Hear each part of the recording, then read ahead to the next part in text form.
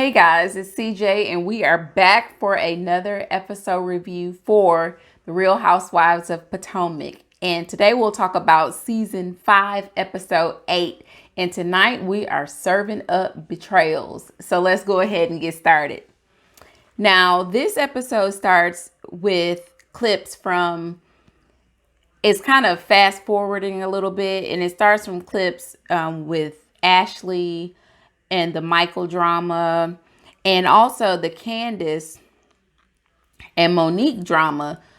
And it just kind of gives us a look into a few scenes that we'll see throughout the episode.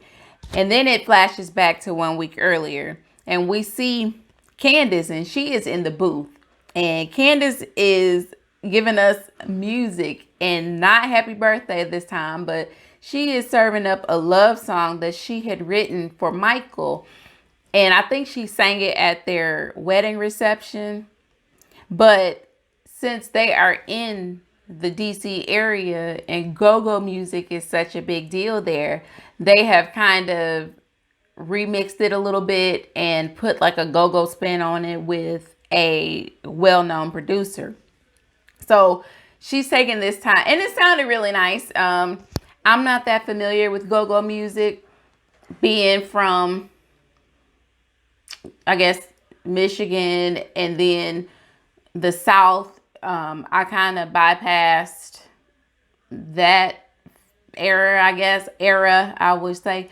But it sounded really nice, and I liked it. But she was talking to Michael, not Michael, Lord, she was not talking to Michael, Chris, and they were kind of discussing Monique, and she basically just said that she is good with not being friends with Monique, and she is perfectly fine with being done with that situation. And so that's pretty much all we got from that scene. So then we go on to Ashley and Michael. They are meeting, they're going out to eat somewhere, and they're sitting down, and I guess Michael's stomach is in knots and he doesn't have an appetite, but Ashley says that she's breastfeeding, so she is hungry, and so she wants crab cakes, and so they get beers. And they're sitting there talking, and she just kind of wants to find out exactly what went down. She wants to use this opportunity for Michael to be upfront with her and tell her exactly what happened the night they were in, well, the night that he was at the casino and she was at the lake house with the girls. And so he told her that something inappropriate did happen, but he didn't have sex with the woman. Basically, what Michael told us was that he was out with his friends. They were at a casino. He met some women. I guess a group of women kind of linked up with Michael and his friends. The girl invited Michael to get a room. He obliged, and he was so drunk that he fell asleep. Once he fell asleep, he said he got up the next morning to check the time to see what time it was. But I thought most hotels, and correct me if I'm wrong, but I thought that the hotels will have like clocks next to the bed, or I guess big money hotels don't do that. I don't know. I'm at the Holiday Inn, or I guess the normal hotels, but the MGM, I guess they don't have clocks on the phone, on the nightstands. So you got to get up and walk across the room to check your phone. So he says when he got up to check the time, that's when the woman snapped a picture of him and started selling them to the media.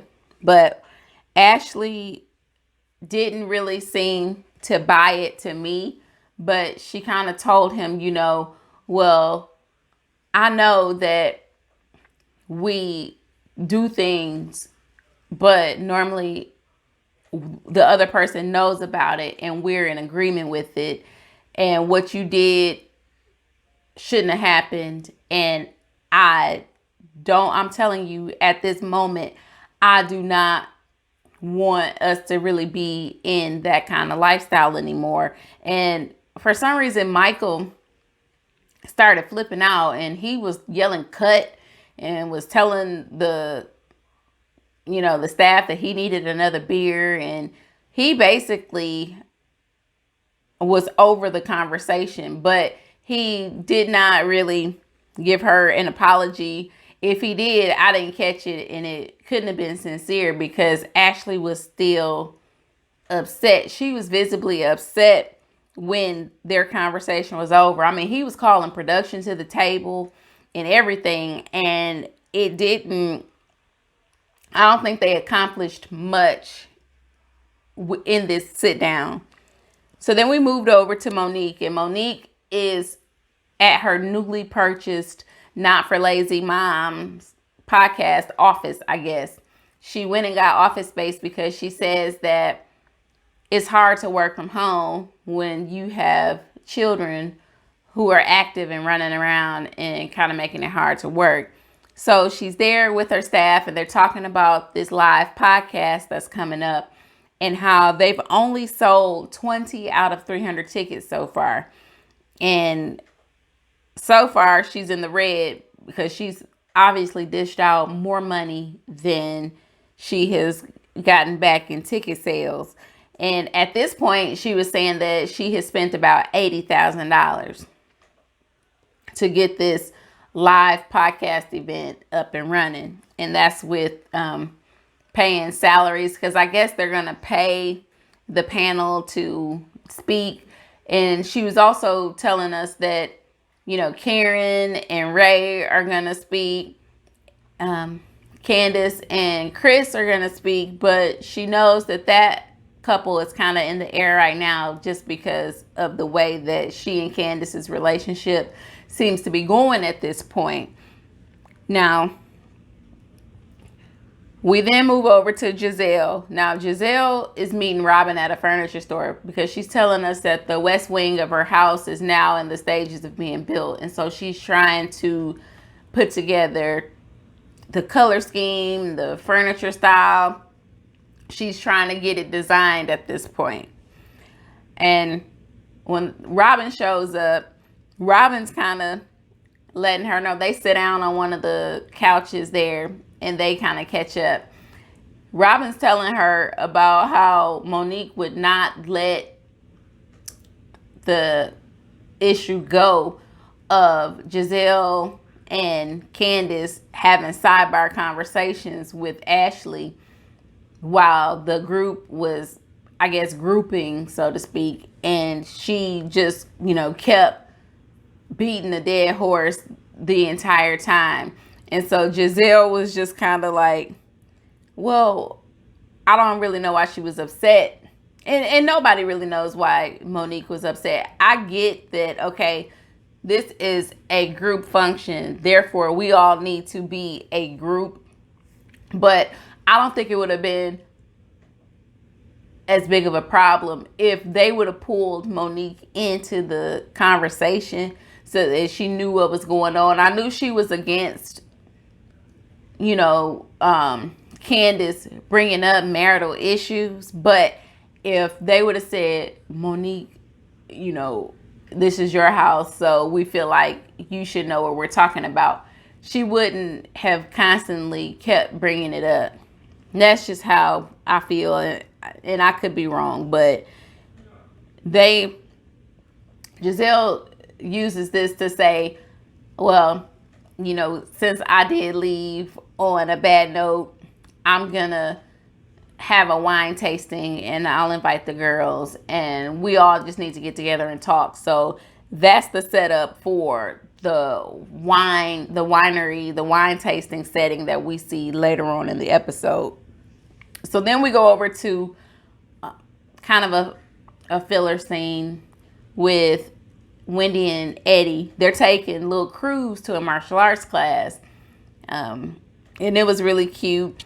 And Wendy was being the overprotective mom that we probably all could be in a situation where we see somebody, putting their hands on our child, even though he's the instructor. Nobody wants to see anybody putting their hands on their child. So she was being overprotective, and that was cute. And she was telling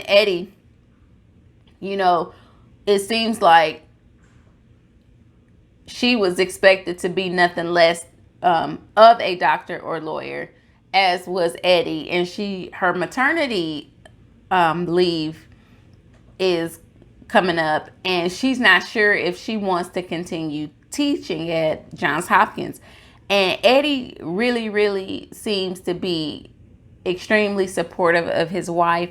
I really loved seeing that scene, even though it was a short scene and it didn't give us a lot. It gave us a lot because it showed us that Eddie is down for whatever is going to make Wendy happy. He knows Wendy's not just going to sit at home and do nothing because she's, doing the journalism thing. She's on TV. She's doing this and that. But teaching does not really seem to be her passion, and she just isn't sure if that's what she wants to do. And Eddie was just kind of like, if that's not what is going to make you happy, then you don't need to do it.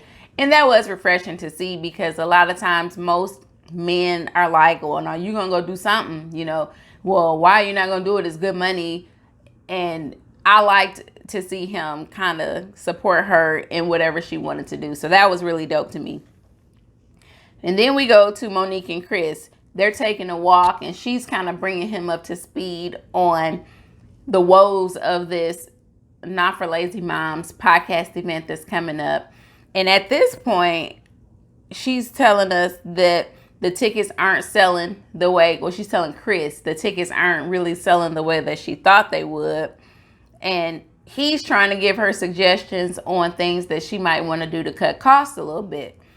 And Monique is not trying to hear it. And she even goes a little further to tell us at this point that the budget has now grown from $80K, which was just a few scenes ago, to $200,000. And I think it might have been somewhere around that anyway. She just didn't have the numbers at the time. So she was probably just kind of throwing out some numbers to her staff when they were sitting there at that meeting. But Chris was kind of like, well, dog, that's a lot of money. And so she's like, well, it costs money to make money. And she gave him this little spiel. And then he couldn't get a word in edgewise, because we know Monique loves to talk. And he kind of let her know. He was like, well, I was trying to say something, but you wouldn't be quiet. And she just also then told him that Candace texted her and told her that she's dropping out of the engagement. She's not going to speak. And she started going on and on about how Candace was unprofessional and how, kind of like she can't see the forest for the trees. But if y'all are not talking, and I honestly thought that I would be annoyed with Candace, because that was just how it seemed like they were editing it to be. But I don't see a problem with the way that Candace is moving in this sense, because it's like, okay, if I don't mess with you, why am I going to voluntarily put myself in a setting where we have to talk, where we have to be together, and we have not discussed the real issues at hand to work, to mend anything, or even come to a point where we just decide, okay, we'll be cordial, but we don't have to be friends. They haven't had that moment. And I guess Monique just thought that Candace would be fake enough to say, okay, well, I'll still do your event, and give you your shine, even though you don't really give a damn about me or my feelings at this point. But I'm on Candace's side when it comes to this matter. And I don't know. I mean, how do y'all feel? Do you think that Candace is wrong, or do you think that Monique is wrong, or are they both wrong in a sense? Just kind of let me know in the comments what y'all think about it.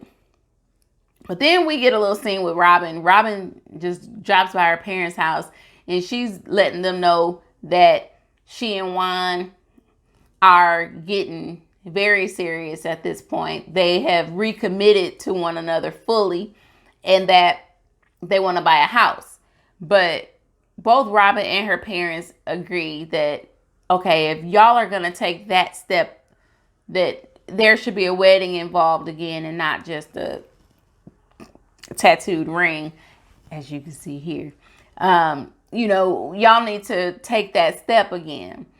And she agrees. And that was pretty much the end of that scene. So then we go to Ashley. Ashley and her mom and her sister are out. They're shopping for her little sister a homecoming dress. And her little sister, she's cute. Like, she is very tall. She was taller than Ashley and her mom, it seemed like. And they had baby Dean with them.